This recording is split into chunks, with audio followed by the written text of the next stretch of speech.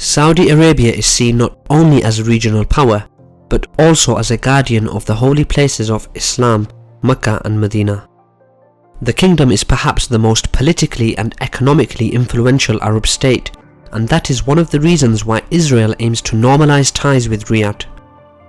Although on many occasions Saudi Arabia has been highly critical of the Jewish state, in practice it has done nothing to compromise the country's existence or survival.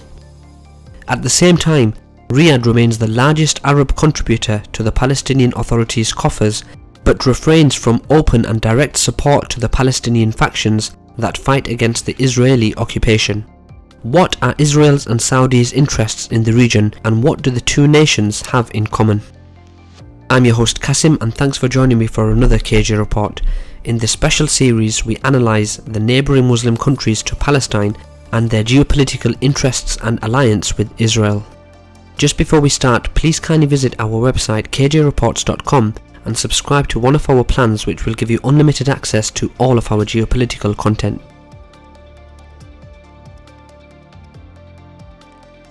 Relations between Israel and Saudi Arabia are complex, with episodes of secret cooperation when it serves interests of both parties. Under the Abraham Accords brokered by the then US President Donald Trump in 2020, four majority Arab states, the United Arab Emirates, Bahrain, Morocco and Sudan, agreed to establish ties with Israel.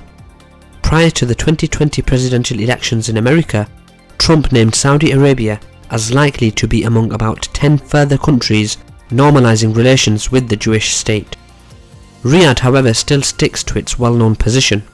We have always said that if the Israeli-Palestinian conflict is resolved on the basis of the Arab Peace Initiative, that Israel would have enjoyed normal relations, economic, political, diplomatic, with all of the Arab countries, and so until that happens, we don't have relations with Israel, said the Saudi Foreign Minister Abdul Jubair in 2017.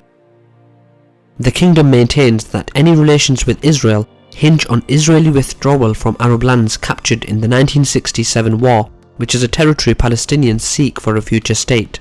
Although the Jewish state will unlikely make such concessions to the Saudis, there are indications that Riyadh is looking for a way to establish at least informal relations with Israel. For instance, in 2016, according to the Times of Israel, a retired Saudi general, Dr. Anwar Eshki, visited Israel and met with the country's officials. Eshki, however, told Palestinian media that he had visited Palestine and Jerusalem but not Israel. Given that Saudi Arabia does not recognize the state of Israel, from Eshki's perspective he was in the occupied Palestine, although in reality he was on a territory that is de facto controlled by the Israelis. In 2015, there were reports of Saudi Arabia rejecting an Israeli offer to provide it with Iron Dome rocket defense technology. In 2021, several Israeli media openly lobbied for their country to sell the sophisticated weapons to Riyadh, claiming that Israel must consider assisting Saudi Arabia, which is under constant missile attack from Iran-backed groups. In 2017, Israel's Energy Minister Yuval Stanitz said that Israel has had covert contact with Saudi Arabia amid common concerns over Iran.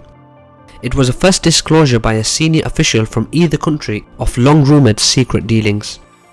For years, Israel has been attempting to organise direct flights for its country's Muslim citizens to travel to Mecca as part of the Hajj pilgrimage. In 2017, the two nations were reportedly negotiating the establishment of economic ties that would include allowing Israeli businesses to operate in the Gulf and letting Israel's El Al airline fly over Saudi airspace. As a result, in November 2020, Saudi Arabia reportedly granted permission for Israeli airlines to use its airspace. It's worth noting, however, that Israeli officials tend to exaggerate such interactions. The Israeli media often try to create an image of Saudi Arabia that desperately needs an alliance with Israel. In reality, it is the other way around. One of the main goals of the Jewish state is to normalize relations with all Arab countries, and Saudi Arabia would be the main prize in that process.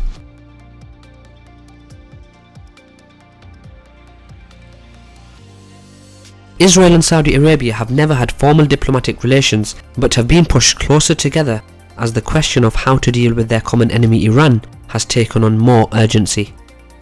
Both Israel and the Saudis want to see the Iran nuclear deal collapse, and for Riyadh, Iran rather than Israel is the cause of the problems in the Middle East. Indeed, Saudi Arabia is under constant threat, with attacks by more than 860 drone and ballistic missiles since March 2015. Israel understands that the Saudis lost to Iran in Syria and Yemen, and now they need an ally with the military and diplomatic power that Israel can provide, said an Israeli journalist Noam Shizaf. The Israelis also suggest that the kingdom will have to diversify its economy, which could create the need for a wider regional cooperation and make Riyadh remove the ban on investing in Israeli firms. The Saudis are aware that they could also benefit from cooperation with the Jewish state.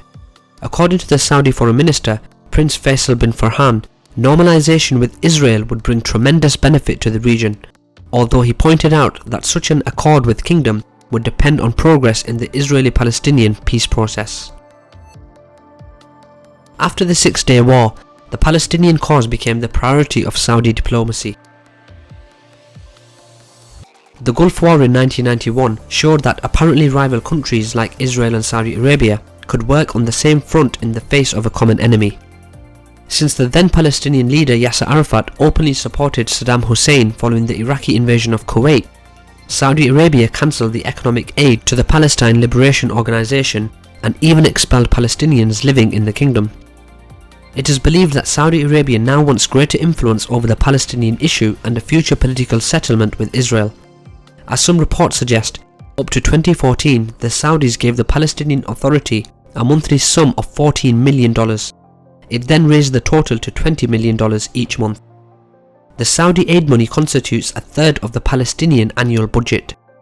According to the kingdom's humanitarian groups, Saudi Arabia donated more than $6.5 billion in support to Palestine over the past 2 decades. Critics, on the other hand, claim that Saudi Arabia is using its financial lever to pressure the Palestinians as part of a carrot and stick policy. However, it is worth pointing out that the Jewish media often fabricated quotes attributed to the Saudi officials in an attempt to portray Riyadh as a side that is sick and tired of the Palestinian cause and that more than anything aims to develop good relations with the State of Israel. Although there are certainly truths with this narrative, in reality it is important to understand both perspectives. It is very important for the stability of the region and the world that Saudi Arabia remains stable, said the Israeli Prime Minister Benjamin Netanyahu in 2018. His comments came a day after the Washington Post reported that he had urged the White House to maintain its support for Saudi Crown Prince Mohammed bin Salman amid growing criticism over the killing of journalist Jamal Khashoggi in Saudi Arabia's Istanbul consulate. Whether such claims are true or not, it is more than likely that both Israel and Saudi Arabia will remain heavily dependent on the United States in the years to come. Both have an interest in keeping America an active regional military hegemon, as both are de facto the US client states in the Middle East. The US, on the other hand, aims to advance a wide-ranging agenda in its relationship with Saudi Arabia that includes brokering a peace deal between the Gulf power and Israel. However, as the American officials pointed out on several occasions, Riyadh first needs to improve its human rights record. Such a demand is a clear indication that the US is not pushing the kingdom to normalize relations with Tel Aviv, although the former US Secretary of State Mike Pompeo, who served as Trump's CIA director and top diplomat, has recently said that many people in Saudi Arabia want normalized relations with Israel. I hope that the Kingdom of Saudi Arabia can find its way to join the Abraham Accords. I know that many inside that country want to take that place, he said.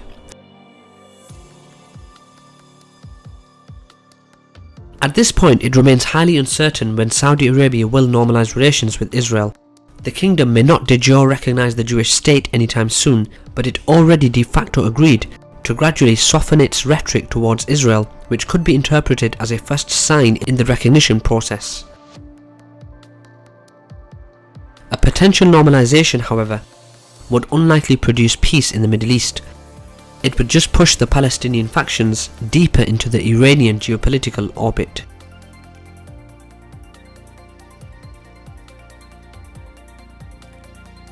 That's all for today, guys. Thanks for watching another KJ report. I hope you enjoyed the video and would love to hear your thoughts in the comments below. Please don't forget to visit our website kjreports.com and subscribe to our package, which gives you unlimited access to all of our content and the full transcripts of all of our video reports. Please also subscribe to our YouTube channel and continue to support KJ Reports. Thanks for watching again, and see you next time.